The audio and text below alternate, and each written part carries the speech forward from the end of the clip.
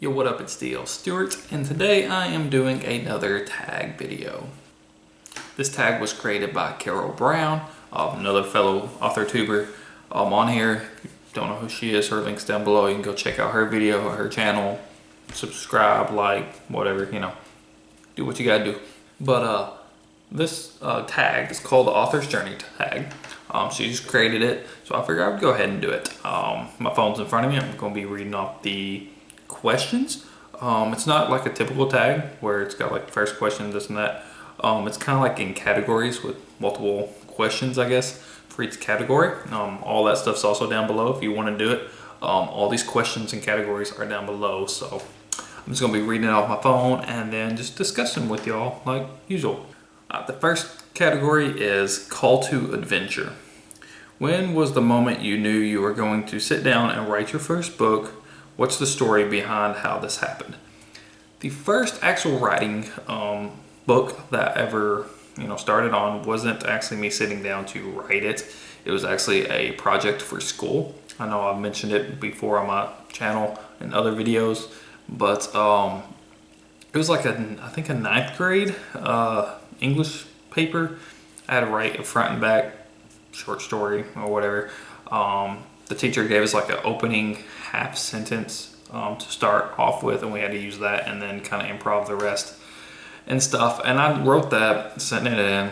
I don't even know if she graded it or whatever. I just remember reading it, or reading her note at the very top saying I needed counseling because it was very graphic and gruesome. But I took that, and then me and some of my friends, we kind of kept adding on to it. Just random events happening to the main character, which was a serial killer. So it was just like anything and everything was just kind of thrown into that. And it just kind of built from there. And then after a while, I decided to go back and do like a prequel, which would have been, I guess, the first one I actually sat down to actually write. Because that first one was just all shits and giggles, basically. Me and my friends just kind of goofing off and adding to what I had previously wrote just for class.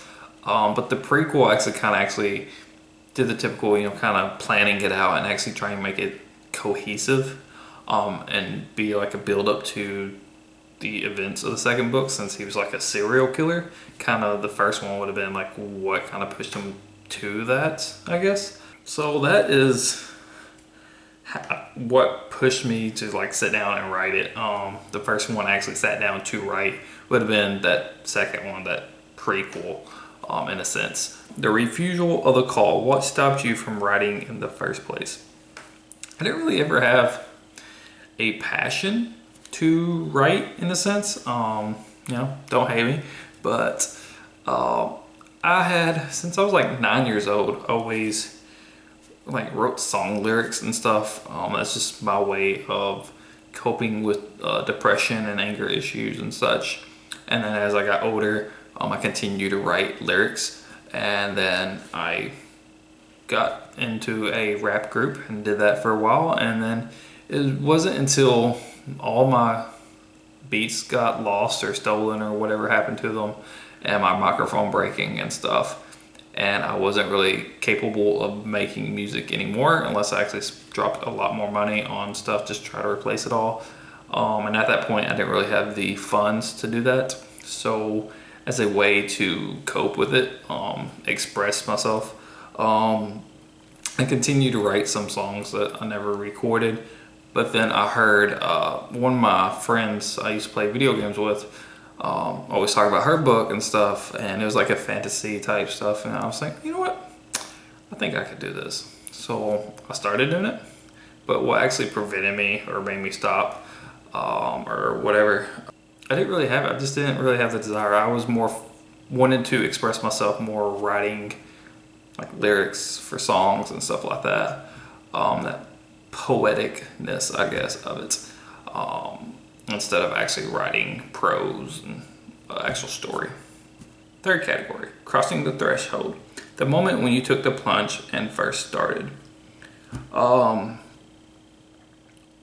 I said, my first one was in school, so it wasn't really me going, okay, I'm going to write this, until I got to that prequel.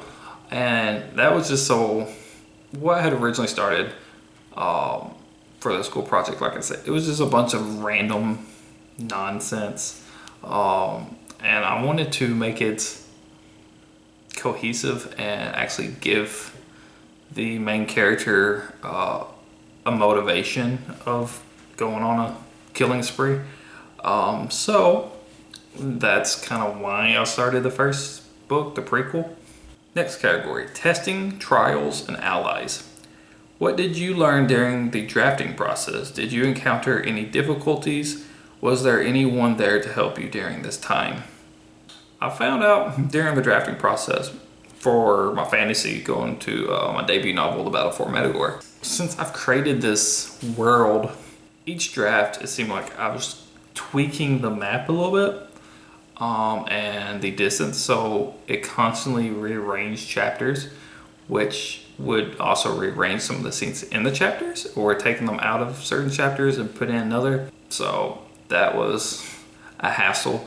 But now moving forward, I've got that world kind of set with distances and travel times and all that stuff. So I shouldn't have that problem later on. Also realized the first draft is a bitch for me. I have thick outlines, but writing the first draft, even with that thick outline, I still feel like I'm just trudging through mud. It's so slow.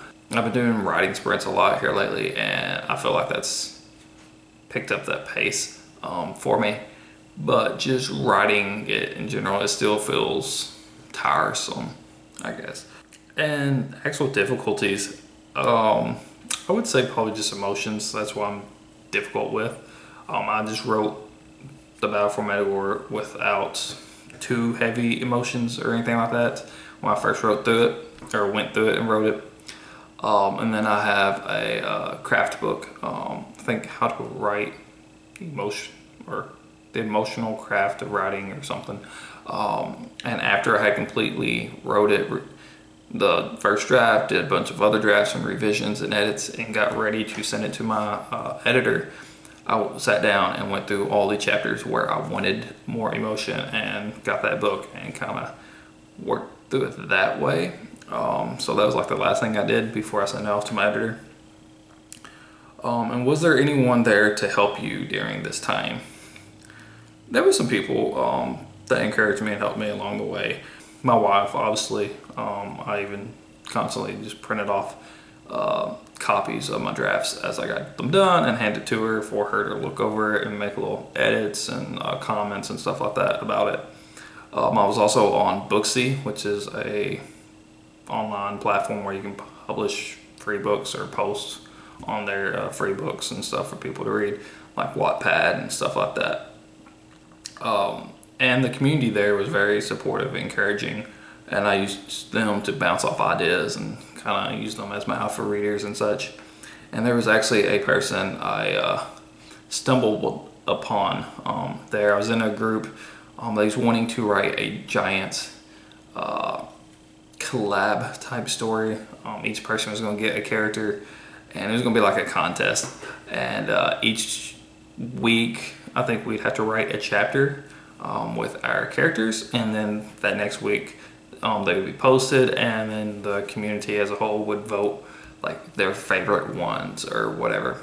And then after they voted, then the person with the least amount of votes, their character would get injured, and then eventually would die off and stuff like that. And it would just be like the strongest writers and the strongest characters, in a sense, that would survive. And then at the end, they was going to have to fight this big baddie and all that stuff. And it was kind of like a collab contest type writing thing. It was going to be like a science fiction, fantasy type mix.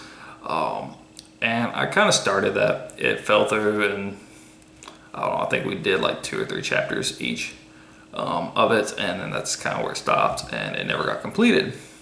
But since it was a collab, you had the option you had to do your first chapter by yourself, and then after that you could collab with one of the other authors. You could have your 2 characters meet and go on the journey together, and then later on in the story more characters would meet. And I was paired up with this chick, and her character and my character just kind of meshed, I guess, in a way. Her intentions for her character and my non-existent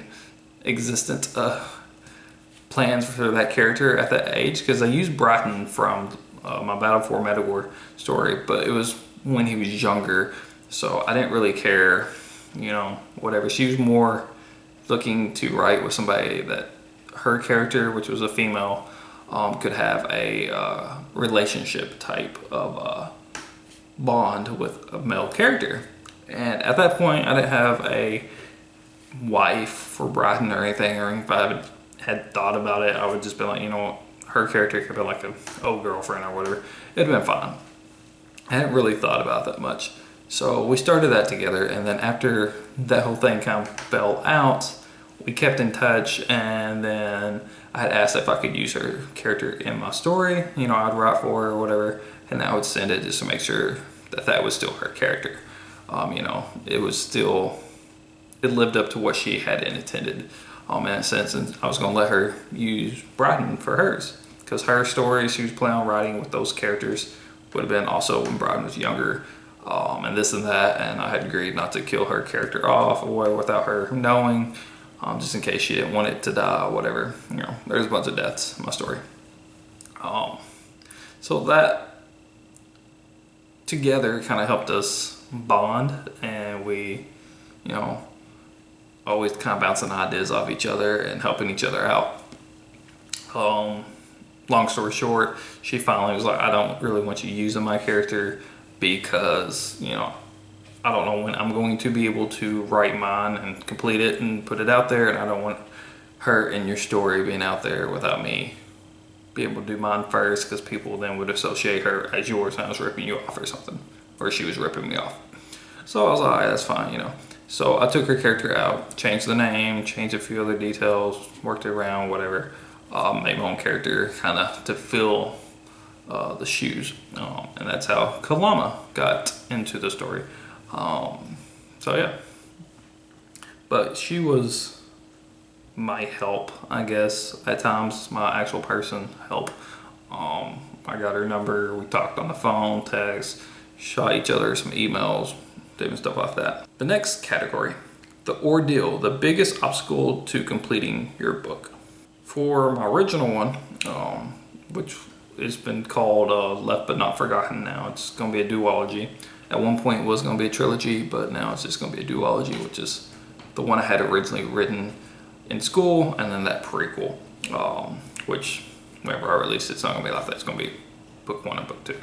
But the biggest ordeal about completing that, the reason why I haven't, because that second book, that original one that I did in school, was just so much of a clusterfuck of random ideas. I mean, it's just completely off the wall ideas just thrown into it just to make it, I guess, seem interesting. I don't know what my thought process was, but it is just so out there.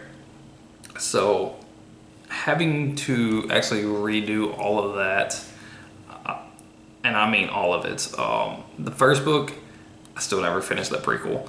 I've got it pretty well outlined and very strong direction where I'm going with it. But that second book, it's just everywhere, and I'm going to have to scrap literally everything out of that book and start from scratch. I know there's a few events I might keep, but 90% of it's going to be trashed and not used. That's just how terrible it is.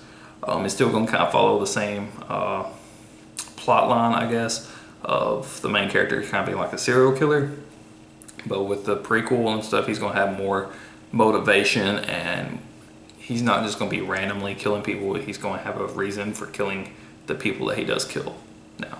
So, and then for the Battle for Medagore, the biggest obstacle in completing that was just, I didn't really feel like publishing at first. You know, that wasn't my goal when I started writing. It was just a hobby, honestly. I had never intended for it to be published, and it wasn't until after I almost got done with the first draft, that I actually decided I might go ahead and publish. So that would have been the biggest obstacle for that to be published, because I just didn't really care. I was just doing it as a way to release tension, I guess, to express myself. I wasn't able to make music anymore, so I wanted just to write whatever, and I figured, writing about people killing people would do it. So that's that, and I just never wanted or had the intention of publishing, so I just never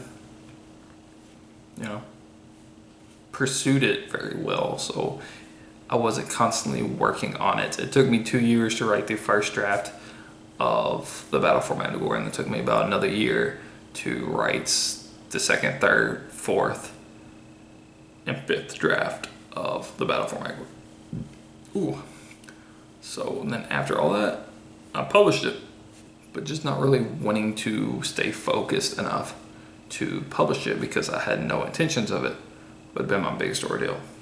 The next category, the resurrection. Even with all the challenges, what was the key thing that made it possible for you to keep plugging away and finish your book, baby? For the Battle for Mandalore, like I mentioned earlier, I was on Booksy, which has a wonderful community. Just hearing all the positive feedback of people commenting and everything else on there, people enjoying it, wanting me to pursue it farther. On there, I don't know how many there is now. I've already took off my profile. I've deleted, my book from there, deleted my account, whatever, just because I am pursuing publishing, and I didn't want it on there for free when I'm trying to sell it. But before I deleted it, at one point I remember checking, and there was like 300 and something thousand stories. It was poems, short stories, novels, scripts, lyrics, whatever, but 300 and something thousand on there. My book had I think it was like 42 or 43,000 views or reads on there, and it doesn't count it if you read it over and over, so it's generally the first time 42 something thousand or 43, I don't remember. And it was the second most recommended book on the site, and that was just like the first draft, and that was even before I completed the first draft. So that just blew me away. That just blew me away.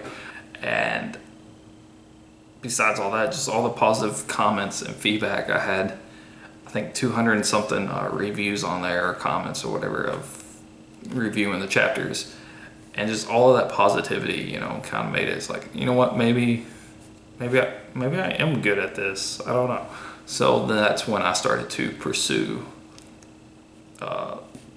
publication better, or actually pursue it, not really better, but to actually start pursuing it.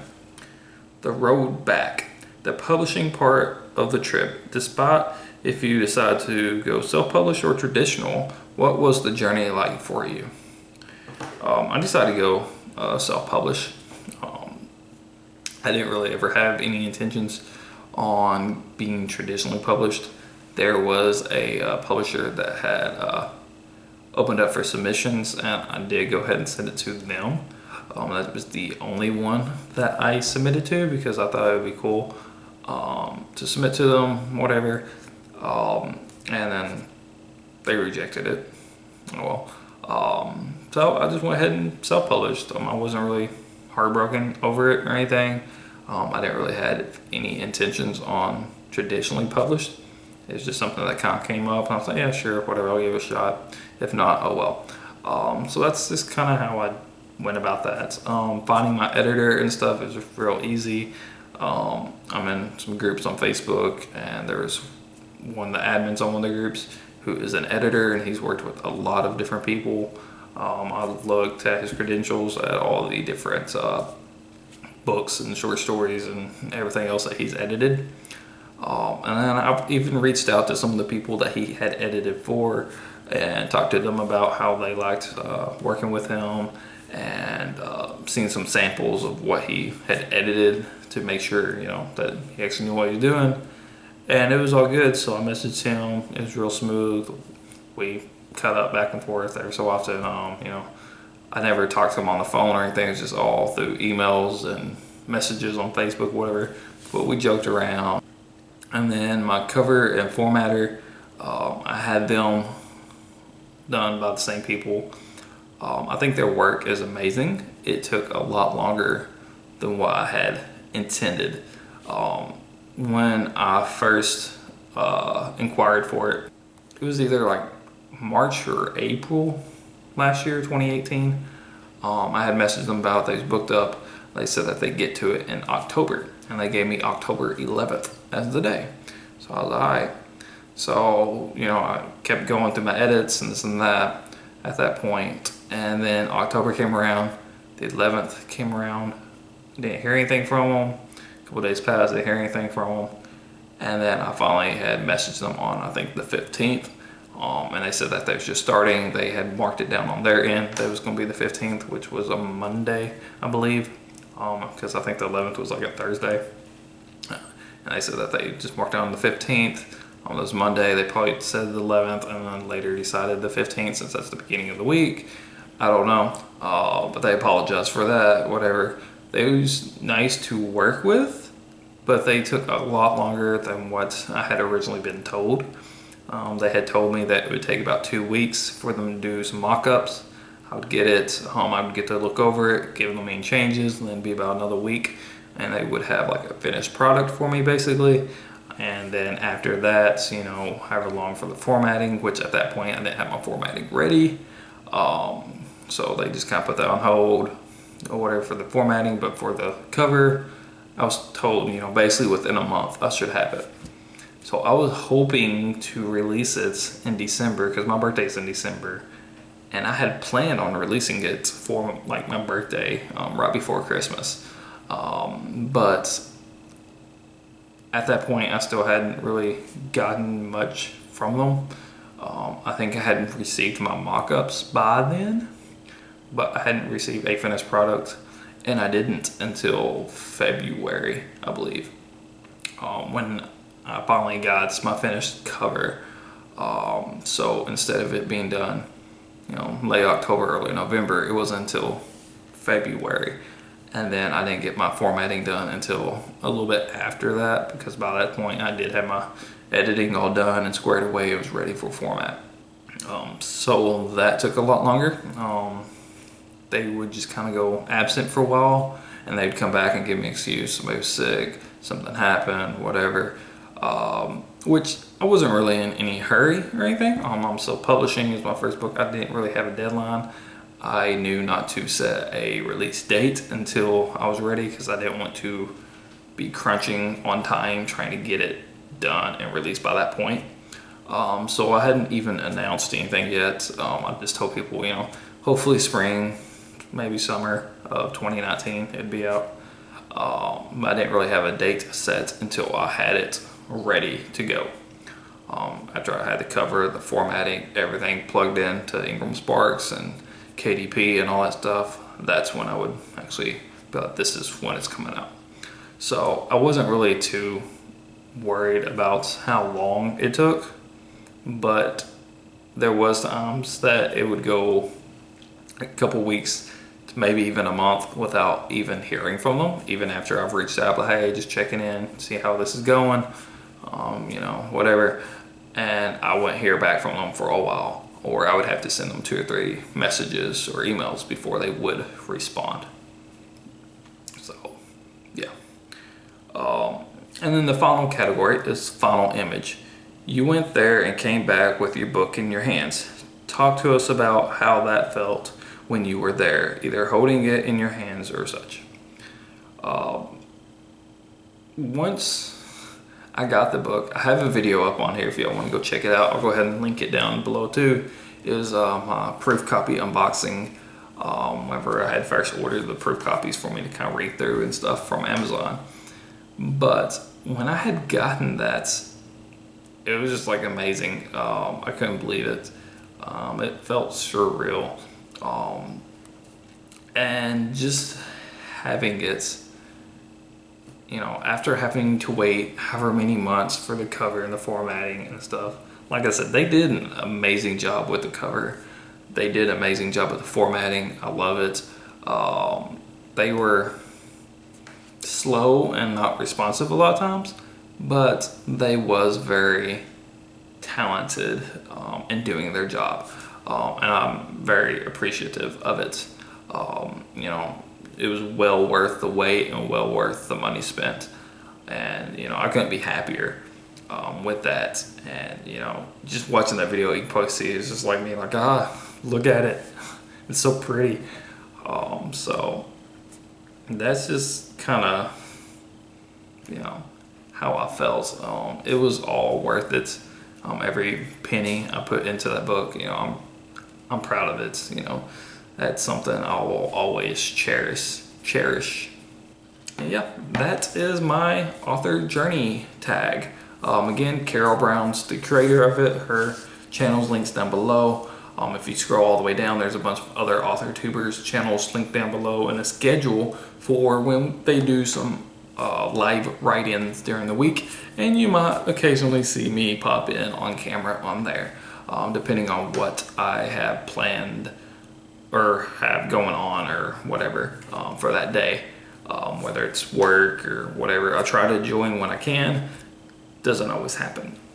But yeah, that's about it. I got Facebook, Twitter, Instagram, Pinterest, YouTube. I got a website. I got a blog on my website. I have a newsletter on my website you can go sign up to. If you sign up to my newsletter, you'll get the first 2 chapters of the Battle for Matagor sent to you for free. So you can read it, see if it's something that you might like, see if, I know what I'm talking about whenever it comes to writing, if I am any good or if I'm just garbage, whatever, does it really live up to that second most recommended book on Booksy. You can go check that out, just see for yourself. And then if you like it, you can go buy it on Amazon, Barnes & Noble, Books Depository, Indigo, IndieBound, whatever. There's a bunch of links down below. You can pick your favorite store and buy it from there. Also, I don't know if there is an also. But yeah, I guess that's about it then. So, peace out. Yoli. Everybody love everybody.